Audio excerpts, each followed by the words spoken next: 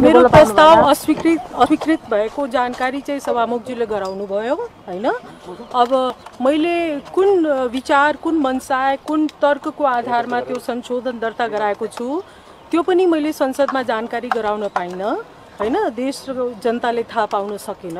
अब म यहाँ अहिलेसम्म चुप थिएँ। म तपाईहरुलाई फेरि पनि के प्रश्न गर्न चाहन्छु भने म यो नयाँ जुन निशान छाप जुन आछ जसमा जुन नेपालको वास्तविक सीमा परिवर्तित गरिएको छ, मेरो विरोध त्यहाँ छैन।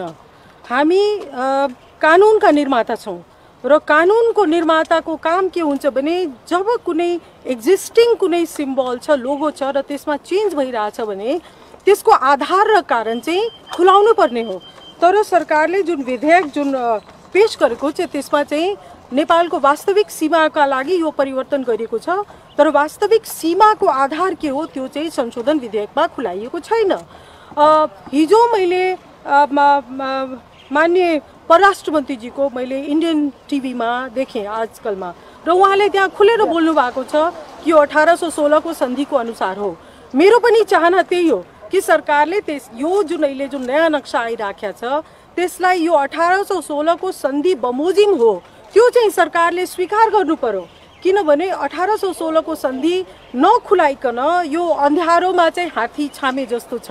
अनि त्यो 1816 को सन्धि कुरा खुलाइसके पश्चात त्यसपछि 1816 सन्धिको टोटालिटीमा डिस्कसन हुनुपर्छ।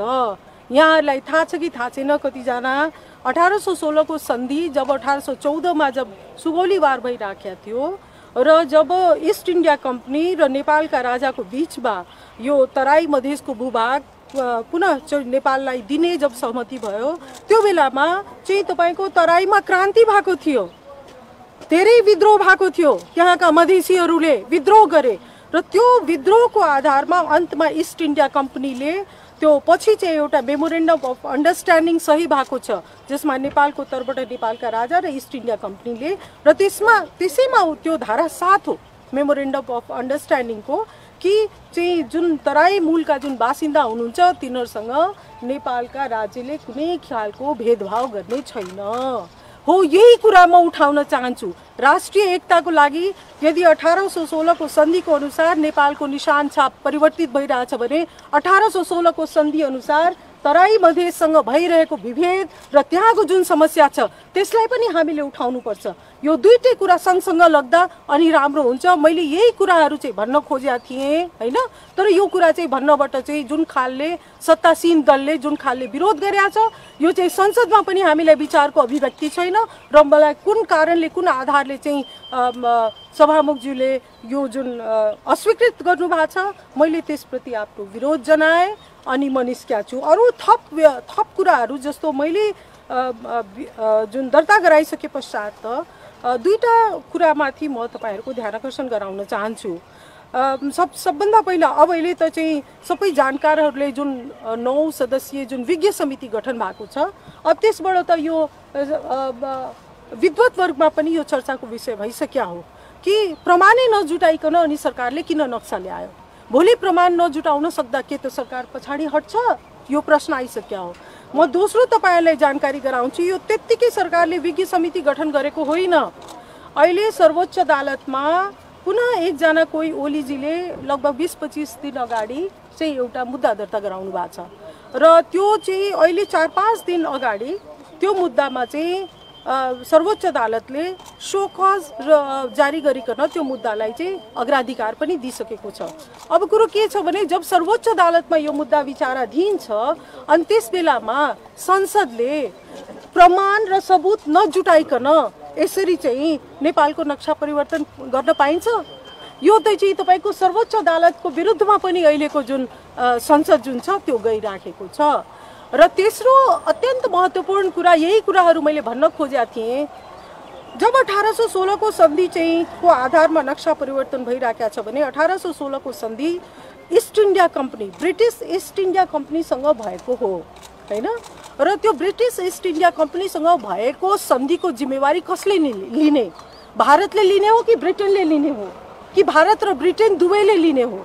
भारत, ब्रिटेन र नेपाल तीनटैले बसेर छलफल गर्ने हो। र यसै बीचमा जुन चाहिँ तपाईको 1961 मा जुन नेपाल र चीनको बीचमा सिमाना सम्बन्धी छ, त्यो चाहिँ अहिले चाहिँ चीनले त्यहाँ मौनता धारण गरेछ, नेपालले पनि, नेपालको सरकारले पनि त्यो कुरा स्पष्ट रूपले बोलिराखेका छैन।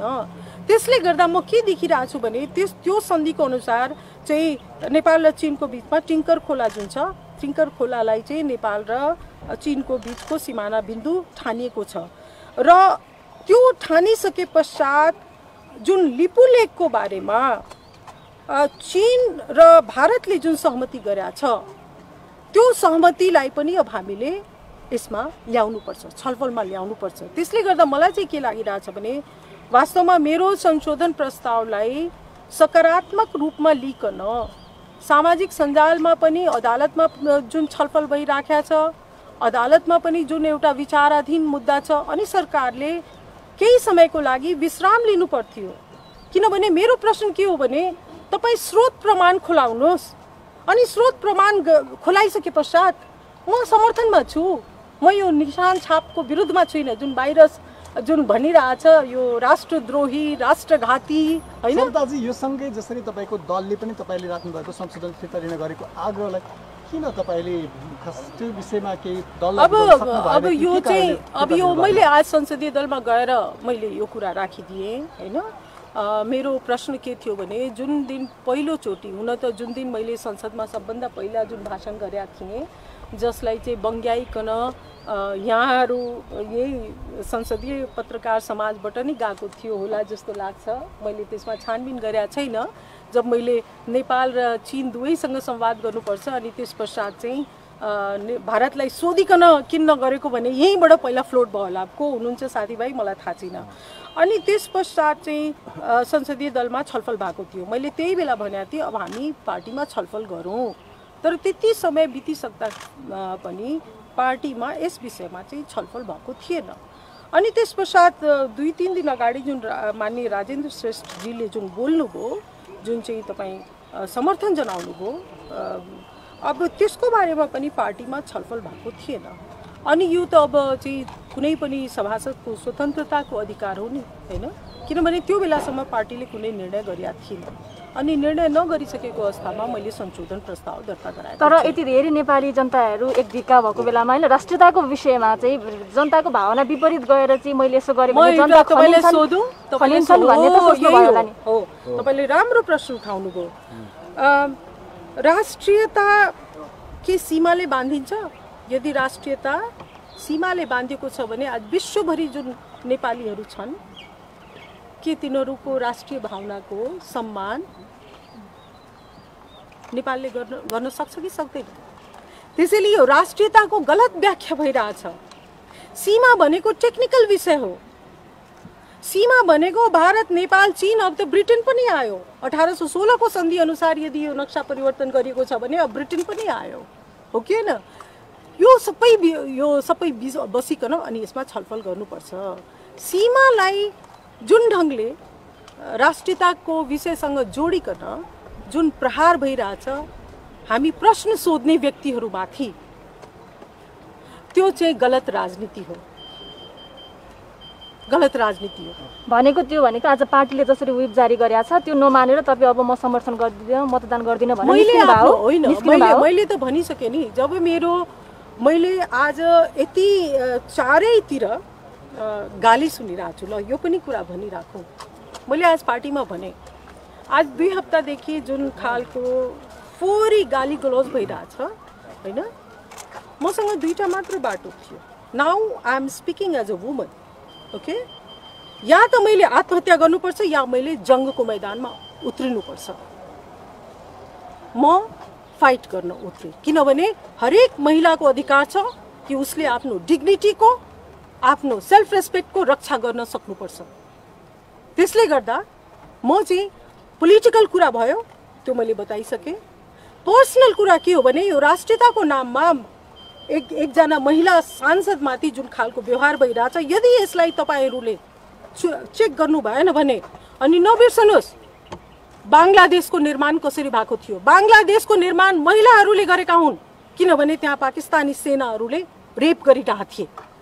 तपाईँ बोस्निया एकछिन तपाईँ बोस्निया हर्जेगोभिना सबै जब जातीय भावनामा जब राष्ट्रियता ल्याइकन अनि कुनै असहमत पक्षलाई चाहिँ आक्रमण गरिन्छ, यदि त्यसलाई हामीले बेलामै सचेत भएन भने यसको परिणाम चाहिँ मुलुकको राष्ट्रिय एकताको लागि र मुलुकको राष्ट्रियताको लागि हुँदैन। अब राष्ट्रियताकै कुरा गर्ने हो भने मैले आज यो पार्टीमा राखेँ, जनता समाजवादी पार्टीले यदि नेकपाके या महेन्द्रले सुरु गरेको राष्ट्रवादलाई नै अगाडि लिएर जाने हो भने जनता समाजवादी पार्टीले मधेसी, आदिवासी, दलित, जनजाति, महिला यो सबैलाई समावेश गरिकन एउटा समावेशी राष्ट्रवादको अवधारणा विकास नगर्ने हो भने जनता समाजवादी पार्टीको आवश्यकता के?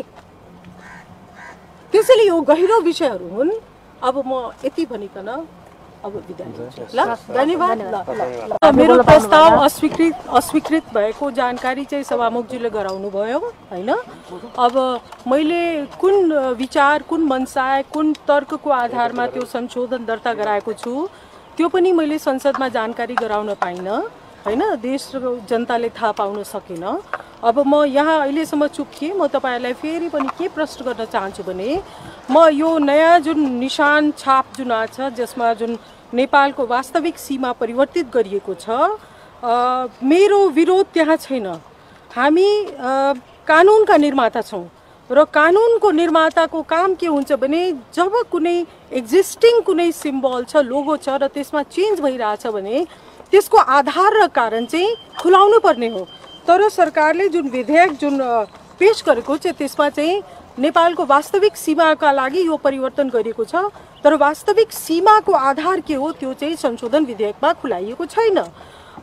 हिजो मैले माननीय परराष्ट्र मन्त्रीजीको मैले इन्डियन टिभीमा देखेँ आजकलमा, र उहाँले त्यहाँ खुलेर बोल्नु भएको छ कि यो 1816 को सन्धिको अनुसार हो। मेरो पनि चाहना त्यही हो कि सरकारले यो जुन अहिले जुन नयाँ नक्सा आइराखेको छ त्यसलाई यो 1816 को सन्धि बमोजिम हो त्यो चाहिँ सरकारले स्वीकार गर्नु पर्यो। किनभने 1816 को सन्धि नखुलाइकन यो अन्धारोमा चाहिँ हात्ती छामे जस्तो छ। अनि त्यो 1816 को सन्धि कुरा खुलाइसके पश्चात त्यसपछि 1816 सन्धिको टोटालिटीमा डिस्कसन हुनुपर्छ। यहाँहरूलाई थाहा छ कि थाहा छैन कतिजना 1816 को सन्धि जब 1814 मा जब सुगौलीवार भइराखेको थियो र जब इस्ट इन्डिया कम्पनी र नेपालका राजाको बीचमा यो तराई मधेसको भूभाग पुनः नेपाललाई दिने जब सहमति भयो त्यो बेलामा चाहिँ तपाईको तराईमा क्रान्ति भएको थियो, धेरै विद्रोह भएको थियो, त्यहाँका मधेसीहरूले विद्रोह गरे र त्यो विद्रोहको आधारमा अन्तमा इस्ट इन्डिया कम्पनीले त्यो पछि चाहिँ एउटा मेमोरेन्डम अफ अन्डरस्ट्यान्डिङ सही भएको छ जसमा नेपालको तर्फबाट नेपालका राजा र इस्ट इन्डिया कम्पनीले र त्यसैमा त्यो धारा 7 हो मेमोरेन्डम अफ अन्डरस्ट्यान्डिङको कि चाहिँ जुन तराई मूलका जुन बासिन्दा हुनुहुन्छ तिनीहरूसँग नेपालका राज्यले कुनै खालको भेदभाव गर्ने छैन हो। यही कुरा म उठाउन चाहन्छु। राष्ट्रिय एकताको लागि यदि 1816 को सन्धिको अनुसार नेपालको निशान छाप परिवर्तित भइरहेछ भने 1816 को सन्धि अनुसार तराई मधेससँग भइरहेको विभेद र त्यहाँको जुन समस्या छ त्यसलाई पनि हामीले उठाउनु पर्छ। यो दुईटै कुरा सँगसँग लाग्दा अनि राम्रो हुन्छ। मैले यही कुराहरू चाहिँ भन्न खोजेका थिएँ हैन। तर यो कुरा चाहिँ भन्नबाट चाहिँ जुन खालले सत्तासीन दलले जुन खालले विरोध गरेका छ यो चाहिँ संसदमा पनि हामीलाई विचारको अभिव्यक्ति छैन र मलाई कुन कारणले कुन आधारले चाहिँ सभामुखज्यूले यो जुन अस्वीकृत गर्नुभएको छ मैले त्यसप्रति आफ्नो विरोध जनाएँ अनि म निस्किया छु। अरू थप कुराहरू जस्तो मैले जुन दर्ता गराइसके पश्चात दुईटा कुरामाथि म तपाईहरुको ध्यान आकर्षण गराउन चाहन्छु। सबभन्दा पहिला अब अहिले त चाहिँ सबै जानकारहरूले जुन 9 सदस्यीय जुन विज्ञ समिति गठन भएको छ अब त्यसबाट त यो विद्वत वर्गमा पनि यो चर्चाको विषय भइसक्या हो कि प्रमाणै नजुटाइकन अनि सरकारले किन नक्सा ल्यायो। भोलि प्रमाण नजुटाउन सक्दा के त सरकार पछाडि हट्छ? यो प्रश्न आइसक्या हो। म दोस्रो तपाईहरुलाई जानकारी गराउँछु यो त्यत्तिकै सरकारले विज्ञ समिति गठन गरेको होइन। अहिले सर्वोच्च अदालतमा पुनः एकजना कोही ओलीजीले लगभग 20-25 दिन अगाडि चाहिँ एउटा मुद्दा दर्ता गराउनु भएको छ र त्यो चाहिँ अहिले 4-5 दिन अगाडि त्यो मुद्दामा चाहिँ सर्वोच्च अदालतले सो कज जारी गरिकन त्यो मुद्दालाई चाहिँ अग्राधिकार पनि दिइसकेको छ। अब कुरो के छ भने जब सर्वोच्च अदालतमा यो मुद्दा विचाराधीन छ अनि त्यस बेलामा संसदले प्रमाण र सबुत नजुटाइकन यसरी चाहिँ नेपालको नक्सा परिवर्तन गर्न पाइन्छ? यो त चाहिँ तपाईको सर्वोच्च अदालतको विरुद्धमा पनि अहिलेको जुन संसद जुन छ त्यो गइराखेको छ।